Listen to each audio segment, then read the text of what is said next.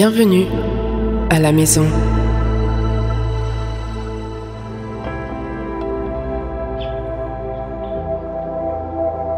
Le malade. Et il arrivera qu'avant même qu'ils m'appellent, je leur répondrai. Ils parleront encore qu'ils seront exaucés. Isaïe, chapitre 65, verset 24.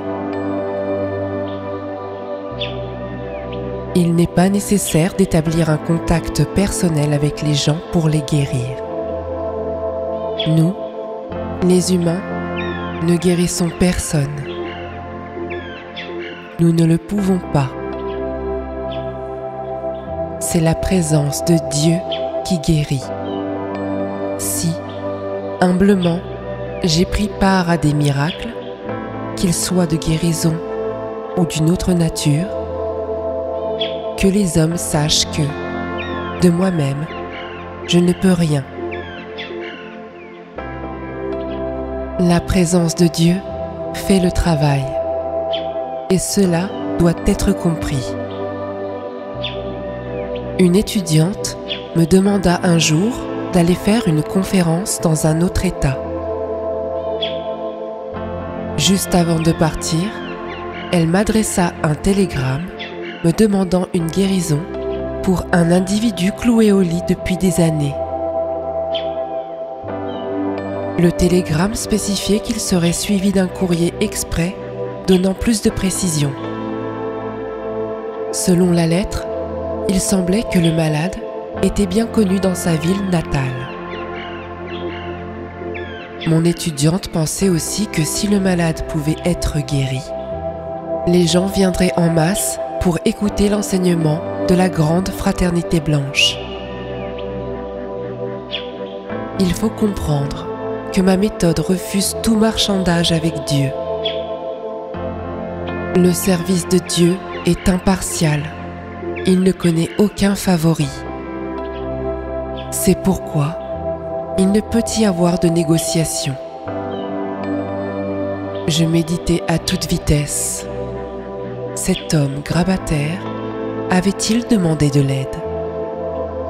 Je ne pus y répondre. Tout ce que je pouvais dire, c'est que j'avais en main un télégramme et une lettre exprès demandant de l'aide pour son compte. Quelle était son infirmité? Dieu, puissante présence de lumière, Père des Lumières. Jacques, chapitre 1, verset 17. C'est toi qui sais. Que dois-je faire pour cet homme? Sans plus attendre, je fis mes appels. Mon étudiante, comme je l'appris plus tard, pria pour cette guérison pendant toute la moitié de la nuit. Au petit matin, à la suite de nos prières et décrets, on entendit dans la maison du malade quelqu'un faire du bruit dans la cuisine. La famille se déplaça pour voir quelle était la cause de ce remue-ménage très matinal. C'était notre homme qui sortait du réfrigérateur un petit encas. « J'ai faim », dit-il en guise d'explication. « Mais que fais-tu? Pourquoi n'es-tu pas au lit? Comment as-tu pu te déplacer jusqu'ici? » Pendant la nuit, expliqua-t-il, un ange magnifique m'a rendu visite et m'a dit de me lever, de ranger mon lit et de marcher. Je suis guéri et j'ai faim.